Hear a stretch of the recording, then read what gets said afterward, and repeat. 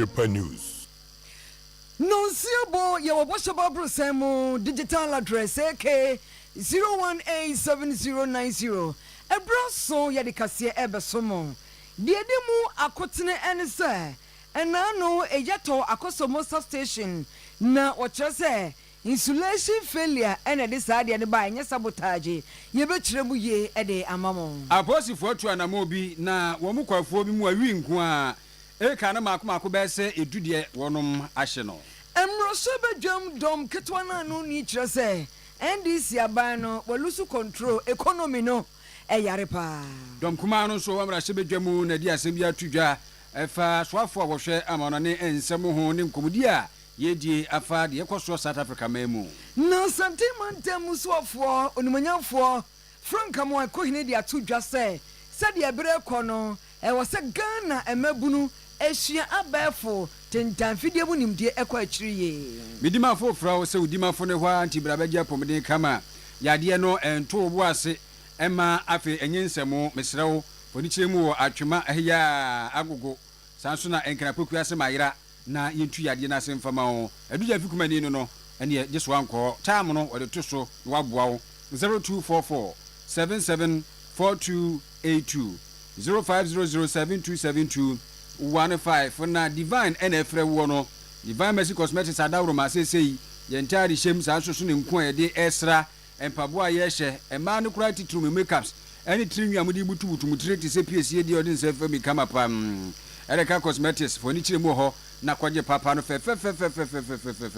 edum Mrs. Anoche Plaza heya 0553 457 200 and 0544 430 774 na divine for so any enkomo na ye first dani bi ema faith homeopathic clinic faith ye tu engidia na mo gidie ketua beti se sinapia bakra ye de kwaje ayaresa wo faith stroke awo hu nsem fibroid diabetes pressure enemu mre stomach ulcer faith homeopathic clinic ubenya wa eresa fako na beboa wo ahenema kokobi 18 mu 0244 583859 0244583859 wa ya juma juada ekosi memenda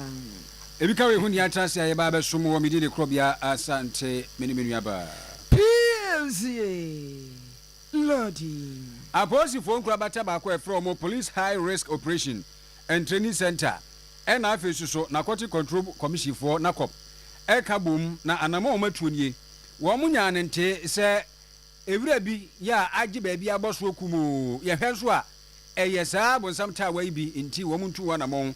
eno no wo kre krusini mu ewunsuta have yilo krobo krusini mu ampani apanuane ampom koyi a na chese fra ba bi aprade ye no no ewo nsuta epatem wo kre hono ye wi pa kwabrane do ehewura mu hono ese woni nso ka chenti mu amohwe ade no ewo Oyerepa radio Facebook and afi YouTube 100.7 no so no de ena empanimfo no wo metwaje atumu a wo mo he ye mo guso mo hiwi no na Dr. Entwi Akomia ya wo no ena woda saa aye police high risk operations and training center no ano eni di kan ye kasa being cultivated there but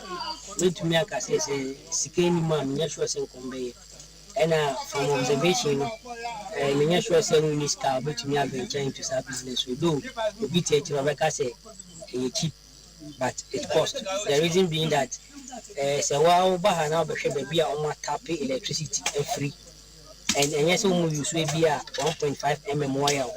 16 mm ECG 4 day akese na ne boarding o hwe ne tintin to mutu mille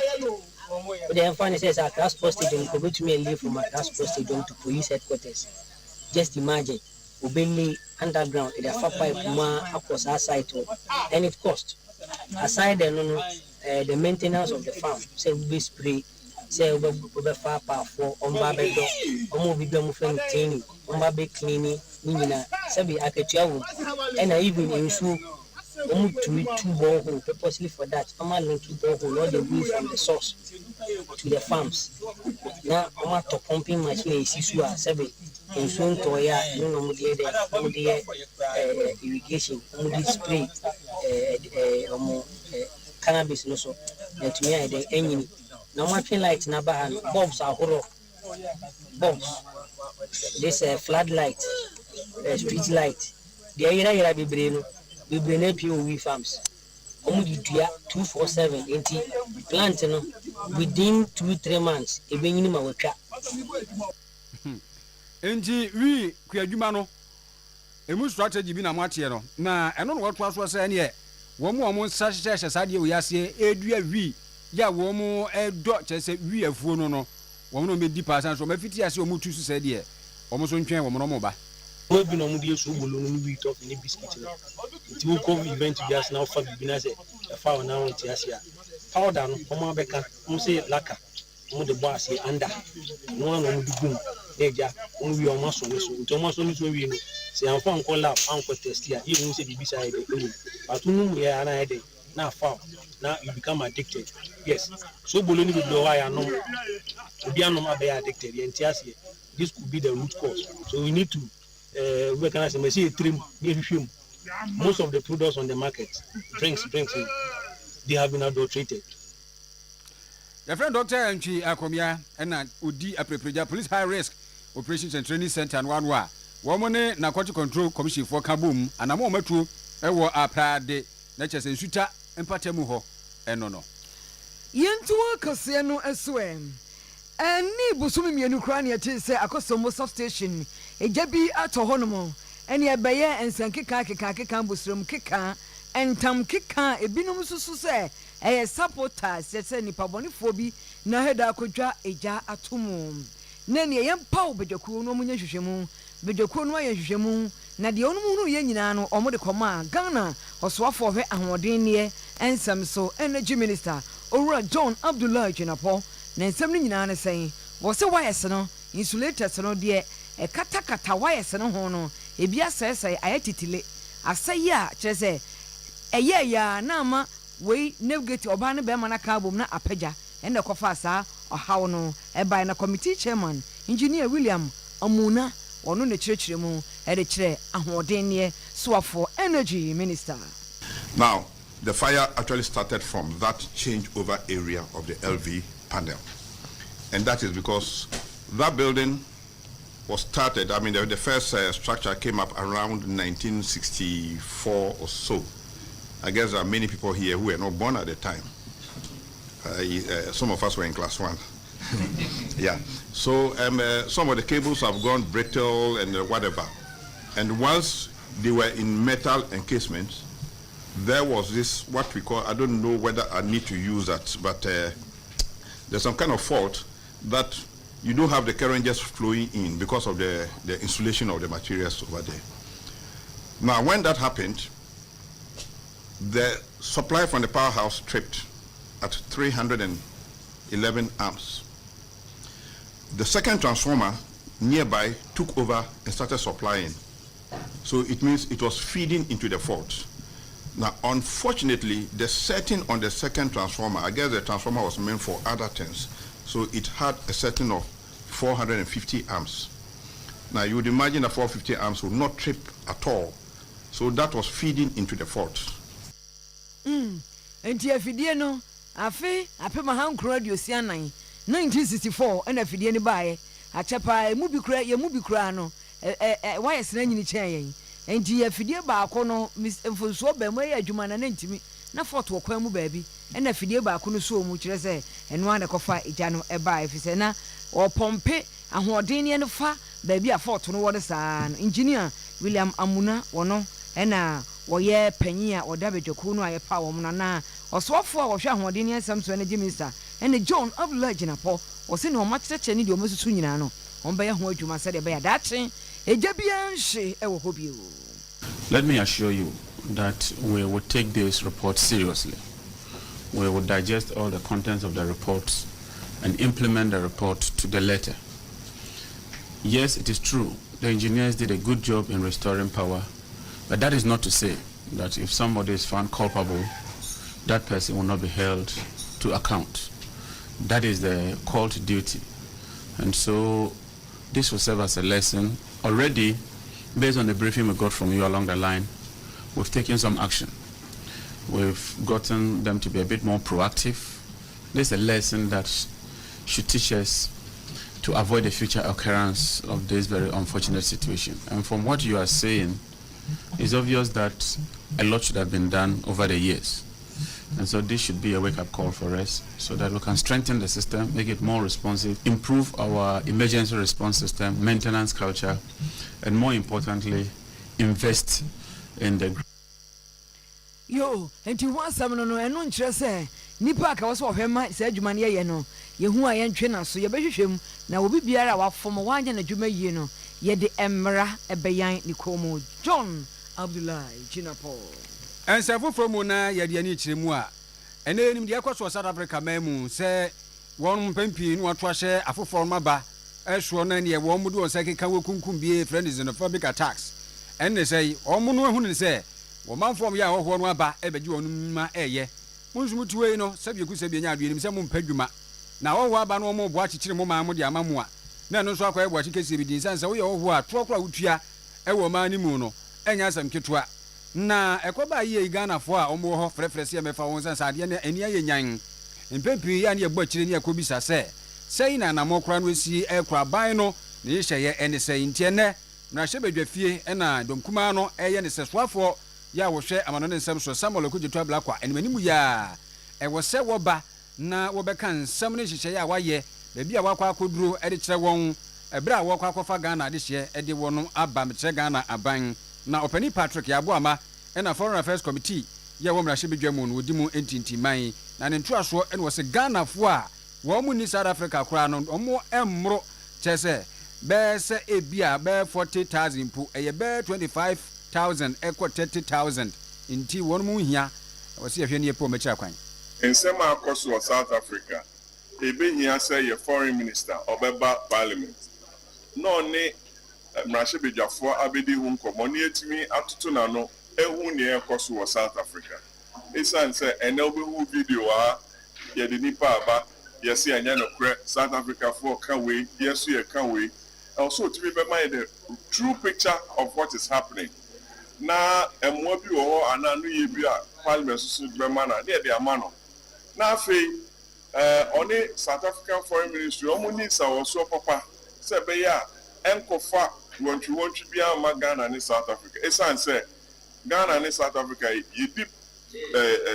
juma de sonko efa ankrankra juma ho o hwe Goldfields a omo Ghana o hwe MTN omo Ghana Stanbic Bank other big institutions that were say on free South Africa. Yes, we a man for bebree adwuma ho. Honorable Patrick Abuama ena motin wenka no ono edima prepreja amana ne committee ya ehwe just sansensem no so e wo mrahye bedwamu no ena mote se ono so gina na mu no wodi nsem wi etu edwa. Yemra Ghana emrahye bedwafie. Emrahye bedwafie dom ketwa na no ni minority leader ene onumanyamfo Alexander Kwamena Afenyomakin wɔkyerɛ sɛ NDC aban l'economie du Ghana e malade. Ghana economy ni yare, Ghana pagra, Ghana ya ikarifi. Ghana ya de papa ni nyina ne sɛ economy no NDC aban entimi ntwi ni ye sia no ekwa tiama no mankoye emfa nto ha wode ato emfa mo ha wode abo na sesei ohwe gold board nsensem no a ayeku ha ekyerɛ sɛ enoma nkoye e wo hono mo ntiama ekatwitwiri die ena ye de 9 billion transaction losses den pa na sɛ woboa na nsen agric minister and finance minister also give me blow ntokwa na mentime ho ase bia ekoso wo montem no eno kyerɛ sɛ biribi rekoso e wo Ghana ye economy no e ho. Gold board, Mr. Speaker, gold board, the level of mismanagement, the level of corruption at the gold board. Mr. Speaker, we know how come you buy gold at a discount and sell at a market price. When the minority sounded the alarm bell, they said that we were just doing politics. Now, when we raised it in December, they quickly organized an emergency joint board meeting between BOG and the gold board and reduced the fees from 15% to 9%. When the minority raised the motion on this House floor, with the majority using numbers to defeat it, they now again reduce it to 5%. Then now they say they want to cover it with a budget. Mr. Honorable Alexander Afanyoma Kingdom Kitwa Nanuni Ewa Ghana Mrashe Bedwamuna Okasa wie ya ena Deputy Majority Leader Dom Kasia Nanuni Abediachire Any Honorable Kwaku Ricketts Hagen was asoko ne pop hey every say MPP ebrebe na afedi omo aniti economy no ho we de aye no every say enka no num ya nkoma anye no mabasa ama NDC aban no ama. Mr. Speaker, sometimes when I sit here and I look at our friends on the other side, I wonder whether they were the same people who were in government about a year and a half ago. They have completely been changed, anointed economically, and they become gurus overnight on matters of economics and finance. Mr. Speaker, 2022 became what the English people call the annus horribilis for the government, where they lost control of pretty much everything, and they ended up going to the IMF. That we advised them, civil society advised them, international organization. They said they weren't going to go to IMF today or tomorrow. Eventually, they ended up there as a patient, and went there at a very painful time, where they could not even service our debt domestically and internationally. Onimanya for Kwaku Ricketts Hagan aye Dom Kasia Nanuni Abediachire. Na yada so ehwe amanu nsam soso kakra na santimante mu de oboabo mabuna no man pipi amayiku Patrick Safo Rafael enda dia tu wiase santimante mu so afọ de wo ye no na ni anye ho wose Dr. Frank Amwakohene yo ya santimante so afọ de na ni asimpanifo bi so ewo che san pipi amayiku no mu a bra no wose so afọ na ehoro wono saa keka bi yabe eniema bia ensemfra na sabio be ma wo fie no sabio ku sabio nya do bia so wuram eno nti wose so afọ ehwe na no yi ne buo de se de broni beka se reciprocal o ma mbuo na so ma buo Rafael nsem wa odi tu dwani Asante Regional Minister Dr. Frank Amwakohene in opposition and this opposition member na wa Asante we mo ka zuba no ba twafo no no chairman enana kwasi broja jamfi no na won ka ho na yenim no na me maka se panyindie nyame na de ma in this Asante Regional Minister Nyankopon aboa na me be di minister on for respect e man panifo a o mo tra konya krona wa tra so bidan we kwan a ode o Simon o se men se fa so ene na anu ya disrespect bia o show tre Dr. Mamudu Baumia eno nti na nansen oye nyina ye nua kuma na so regional minister yebu no but on person o de sa respect na bi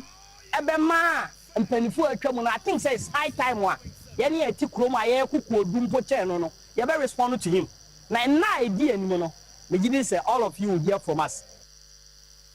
Rafael Safo Patrick ena moten wenka no oboabo mabuna no ema NPP amayiku asantimantemu Yentu swe na dwumadi a wode bebo Ghana mabuno nenam so ama wonu atua asua robotics coding ene ne akeka ho me kire se wo training emabunu apem baako yesuku nkwada apem baako no no manyamdie abefo computer ne eho no ma abamu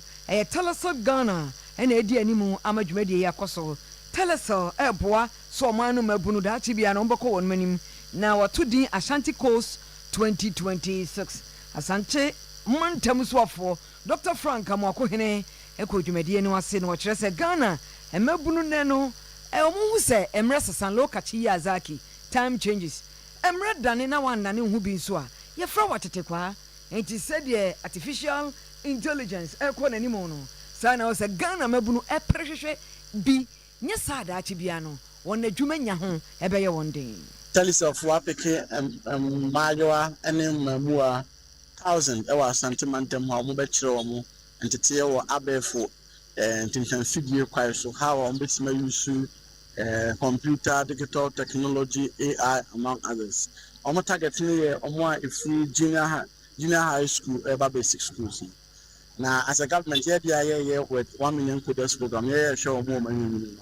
enti omo no be to help us with omo a no a good intervention my beyond that you say the wiase no economy never be sesa and the wiase ne dan na wana ne hu bi ne ba ho so no akachi ye duru ba bi ekọ humanoid robotics mo be take over into enuma enti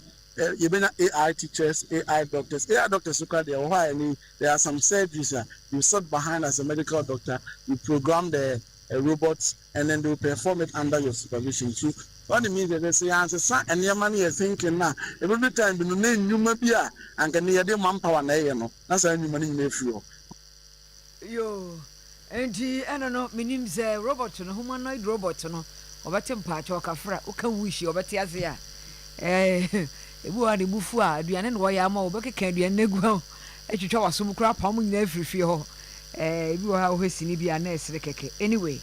yɛntoa soɔ na nsɛmtwerɛfoɔ kɔ dwumadie no ase ɛne mpanimfoɔ a na wɔhɔ bi ɛkɔdi nkɔmmɔ na sales and distribution director Emma Telecel Ghana ɛne owura Samuel Sapon wɔkyerɛ wɔn botaeɛ nti a wɔde saa dwumadie yi ɛhyehyɛ so oyɛ adwuma no ɛho bɛhia sɛ wobɛbibi so ama community anaasɛ society a oni ɔmo di nsa so baako ne sɛ yɛn nyinaa nim sɛ sɛsɛ de wei a wiase kɔ no AI ɛne machine learning ɛho hia paa na ɛho bɛhia so a wobɛstarte afiti mmɔfra no a ɔma starte no nti yɛn yɛhwɛ a ɛwɔ sɛ yɛtete yɛ mmɔfra no ɛwɔ AI ne lot of literacy learnings when it comes to internet and its illiteracy. Enti measures ebe Ashanti codes. One of the projects enti Ashanti code no one project yama emofra. Hey.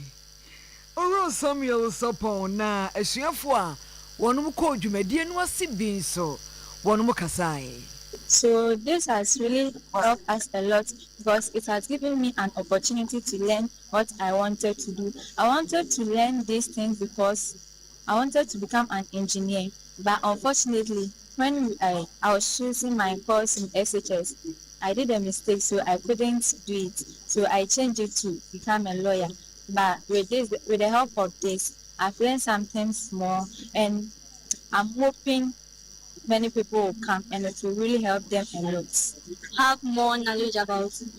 making robots and machines. And I'm encouraging people to come and learn this because it will help even if you don't want to do this job, it will help you get knowledge about it. Yo, enti na Telecel Ghana. Womo chere mabunu ene ehun robot kotowo mabi na nam ho. Robot kotowo bi enam ho. Kanjin and magic drinking water and I make am for amawo. Yes, in aqua vitae, vitae, kanjin DNA, kanjin water, hydrogen,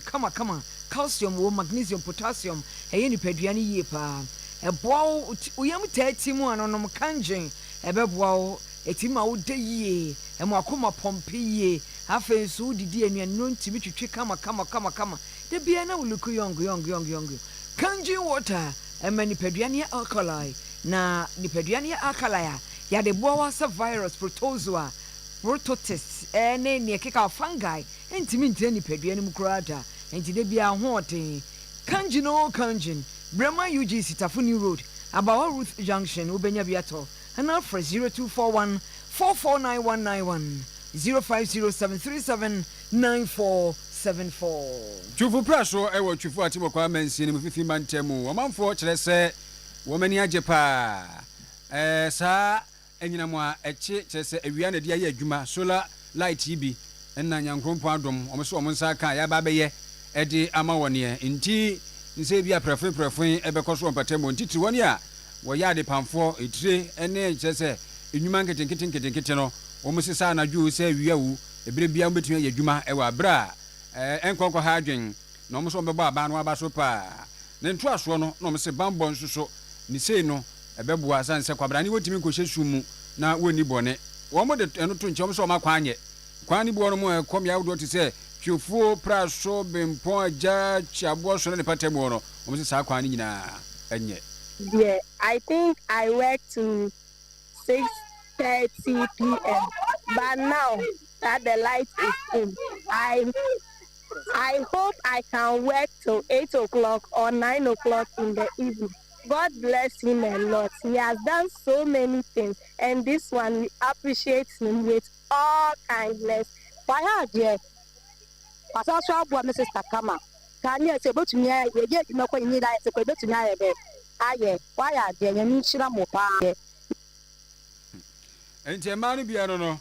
Away about what about DC. Now DC, what Penny Isaac Yosin, such as a puntu do be anywhere I won't pay. You Penny, no man puntu, I'd walk my professor. Our economic policies. Yes, Obi Benama Bontia could did 24 hours. Obey 24 hours. Now, so all corners say a chromo suma. Would you say, Odria Obakana, Uncle, and Nubi in a Oman Penny? Sabio, or Watima. Also, 24-hour economic policy. The main first solar light is on Van Gaon. Bebuametiman, I don't address or sorry, I quit Juma, or sorry, I call Cotadia, also our bounty. Now, the chroma saying, what Cotana dear, and Nubi, and also made a ministers for energy, and any deputy, any MP, any president. And this Benufua Emma Adrenema Sabi Mutimidis policy where Yamin Copo and Shromo. Fatima Kwame no DC and I'm telling Kano Isaac Yosen. Yanko Emerson Board Chairman, Emma National Development Planning Commission, and DPC, Ayakatia, Ereso Main Puntu, number 4 plan na enoma koyi. Na chama idini Dr. Nimoy Thompson. Dr. Nimoy Thompson chese commission no ekeka no ma bomu se de be ya asoya bia na wo se wo kan bomu yo dwumadie ye ema mpuntuo ekoso no munyina be kan bomu na obi adi ni dwuma kama na magana mpuntuo no akontententem te se de yeko speed no. Don't listen to the propaganda of the past where people rejected long-term planning. There's not a single country out there that doesn't have a long-term plan. They all do. I always tell them the United States has a 100-year plan for creating jobs, 1950 to 2050. And they have the institutions for that. And we will come back to you with that request in terms of finishing the consolidated national development plan. It will consolidate 4 existing plans that have never been implemented in the last 10 years. The 40 years plan, Ghana Beyond Aid, Ghana at 100, and Vision 2057. These were all prepared in the last 10 years. None were implemented. Within the same period, China had China 2025, and they went ahead rapidly and transformed their fortunes. And the plan be Ayafa, Ghana Beyond Aid in she no a pobia about to wa. Ebe bua mo man 2.8 nya fanya adwuma no ye be hwehwa keka ni nyina bo mo awentire ne dendenden edi aye adwuma eba ne sa jindade yazo ebrepa ebeba achem adonkro no ene ye krokwa bibrim krusinim ewepoe manche mu na wasi kontine foforo edi ama omanfo a ewo ho ye fere ne bafo kwaku okwanin ya wotoso mienu na enkomodie enafe afutu a akọ edi ama no ne se ba wo ba no asumdua na de bia ye de ye hwehwe Ghana hatie ho ne ase yempe pata bibiribia yese be dipani a eri kan asumdwe de e be di kan de tuofo se to bo ase na eno no te kokoda afi omafo puntu susu no wote aye adwuma na ni nyina nka fia no sebere ma atadwamana ya woto so mienu ne kogina na nanom ayempo na mu na wodi nsem atudwa wa bra na wosi gonti hini ahobase nyese sebi obi oja bontin na o se obi ana se o kan wa se sebi ni bo we what to say atimu isa se dia ma me kan sa na tubi do say o na ma so you go be obesi konti ibi ene konti kwa obo se e ma ko wi ase no na odini mu na obo twema so koso o chi me be bi bebre na santi ba mu nyina ti asante fo gwa de always be na ina na matie ne wo se bebre me se ni me bebre ti matie ne wo ba bo se o bi a mati se o na ma se bebre me ni se sa mo ba se o ba yedu ani ena no na konti na ba foforo wa donkro no baafo kwaku okwani otoso mienu kire se de na nanoma ka kire nyina no wo de se beyo brother me man for no you party we ase me say me ni suadi mo me say mo be fu be me dwe ide mesrɛ sɛ di mpuntuo ne nkɔsoɔ ne nkabom abɛba akyɛm adɔnkorɔ no school sɛm ɛbɛkɔ yie mantam mu akwan ne nyinaa na ne nyinaa ne sɛ apɔmudipa ne nkabom no ɛno bɛwie a deɛ aka ne nyinaa bɛka akyire. Aha. Entia no bafo kwa ni otoso mienu adonkro no eye kontihina onom de na aba eno no. Yanko encrement temwe nadmo mpanimfo ne zoom line fo aka boma ye baako. Wo mo so mo prapra monte so atete gota mu se de be ya. Nsuo yira emfa manfo. Encrement temu nadmo kwankyerefo ene Dennis note ne nsamtwerefo edi nkomo sei. The kind a lot of preparedness before I ensure we a dredging in Yamabe, but near you who I say is that if you better be a Bola be a JG, and no transfer I Jume Debia at Sayashe. And yet I ensure to be a best somebody and better Sabola. And this is one of education that maybe maximum you should try to Bola anything. Na no si ya na corporate affairs panyia kasamafo Zoom Line Ghana Limited Emma adwoa apia osaidua so ono so bika ye na nansa kitikiti na material toto ya ye nua ni bia hwere ajapade de adehye no ye mpese ebeba saa enti no na motene ne nsa no na wo say ye som na ye ehwebemu se dia boni beka no collaboration no na yetimi tititi gotemu ni ade enti no ye no emia horo bebre a insu final eyiri fa nkofo atire no ye na me portrait be bia atoyanja misisi wie na akasa na ye hwe ni titi gotes no enti ha ye kanehie fi ha ye ko mala yo enti Emma adwoa apia osaidua Zoom Line woni okasa ma dwumako no Rona no ni eno no. Kitimada Roma chese Dr. Kitimano no yade biare ahyehye ho no otu ase ama wo a na ebafia. Ani kasam ne say infection eniema wudu bi a wonipadua ni mu a ekofa yade basa eba eno ne ma no kura titiri wanhwia no wahema mu ho no problem bi a ebeba no wentimi kura ntriti Dr. Kitimade ye wono no otu ase de ma preko panya se bi afi na kone bra bi ani infections ni nyina beko afi no wanya apomdi ankasa na odi atenase eno da nchen dia chese yare aka no de badwu so boko kama sanso so ne bia yem de keka wo wani unhye de huna de yi ni na da bra na eno de obese ekonkolele kumase ya Kitima Ba Center ebu akwa matadis wonu a fronwa kasa ne nkasa 0246 914 717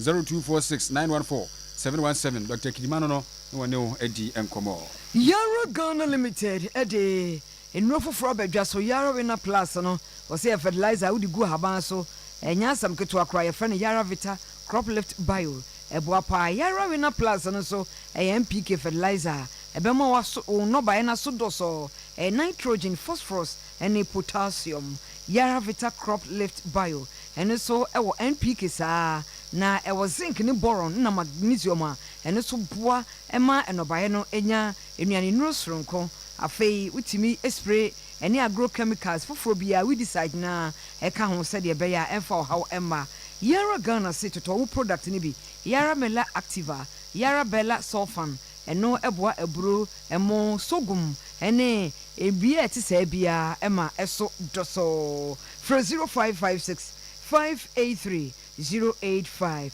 0556 583 085 0308 251 baby a wokoto fertilizer oya asase ye no kai se Yara Ghana ewo ho edema wo repensio esukrojen on se ni o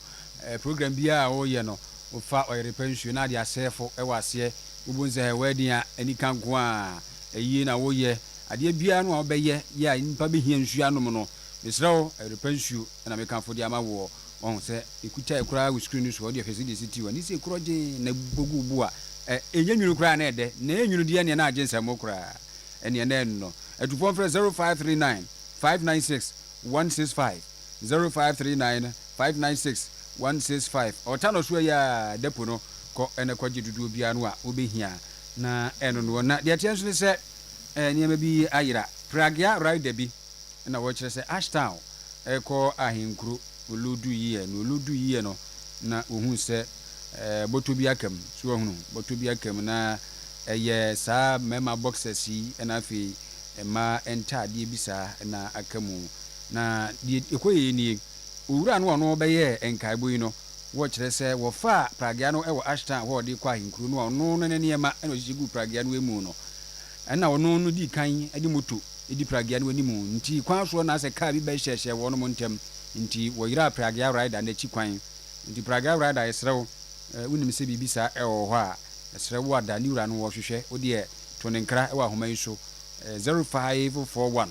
854 918 0541 854 918 nti saa so adeɛ fabra ha Oyerepa FM ha na afei nkɔmmɔ bi ɛto asoɔ no yɛni na ɛsi ɛnura ɛna ɛsi nti yɛhwɛ anim sɛ yɛbɛte wɔn nka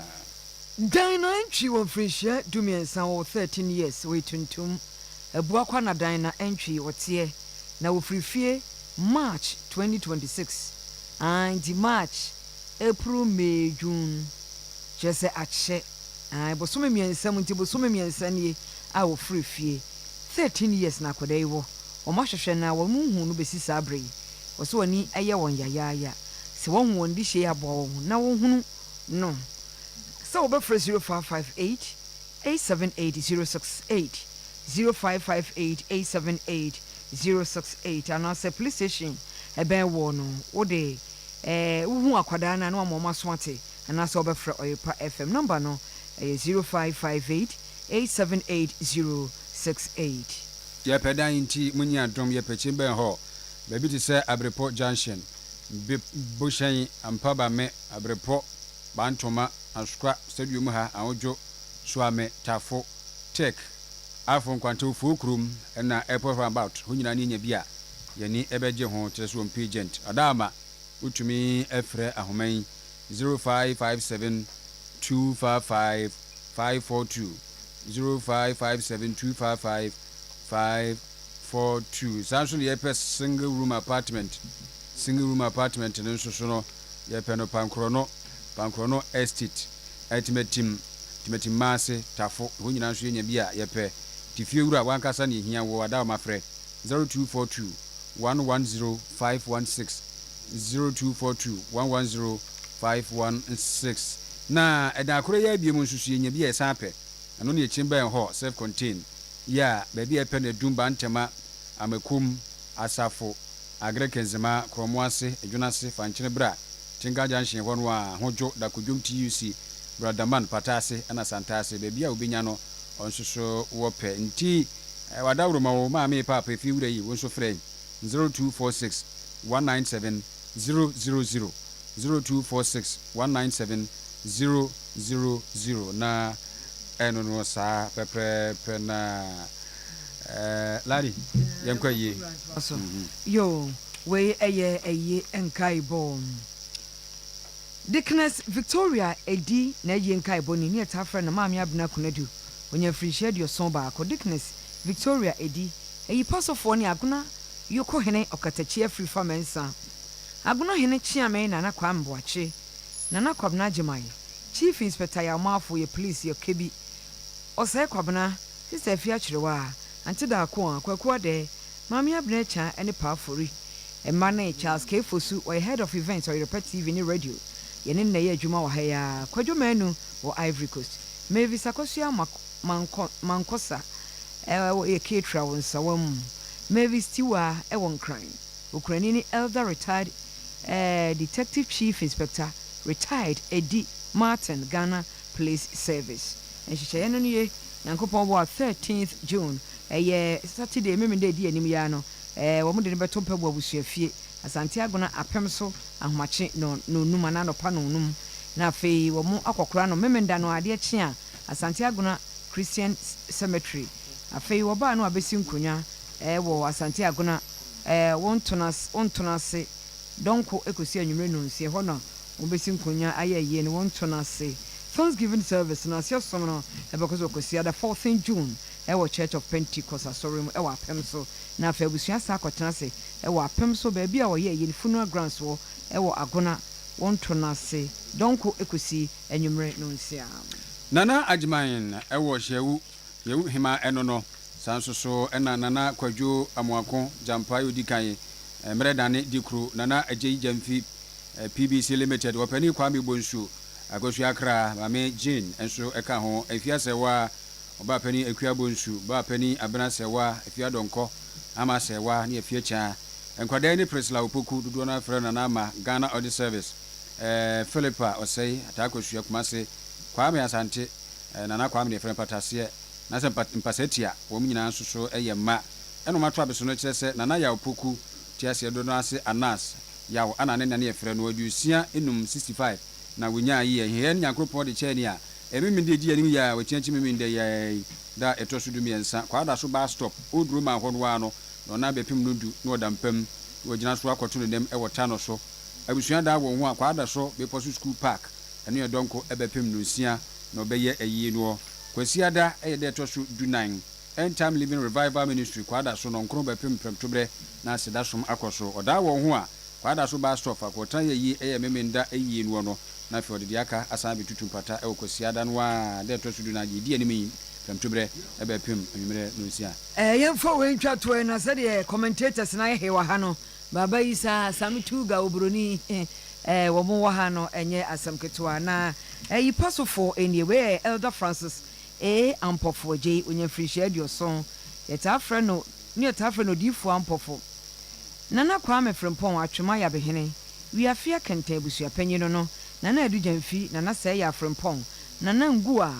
anyima kodom a otoso mienu nana kwame fei bema osehwedi otoso mienu Pastor Peter Mensa Arito Church of Pentecost Venerable Charles Nyame Arthur Prophetess Rosemont Arthur wo USA Bishop Ebenezer Adakwa and Mami Afua Sapon Emmanuel Samuel Ampofo and Kezia Ampofo Nyankopon Eboa 13 June memenda edi animi ya no omo de Elder Francis Ampofo betompem e wo baabi ani Methodist Park no so no nan empem ekosi no nwotwe empem ewufo som no so obaye ne baabi ani Methodist School Park no so a no nkron kosi dubaako na afi wa maso akosie no e wa atwoma yabe ofiri hɔ no mu afei na waba abɛtra sɛ memenda no ayɛ 13th no e wo the Methodist School Park no so e wo baabi ani donko awia ekosi anwumre no nsia kosi ada 14 June no obɛkɔ na asia sorry e wo the Church of Pentecost Central Assembly e ye baabi ani ofiri hɔ a na wasan abɛtra sɛ e wo the Methodist School Park no so baabi ani kosi ada no dubaako anopa ekosi anwumre no nsia welcome commentary to aso edam wase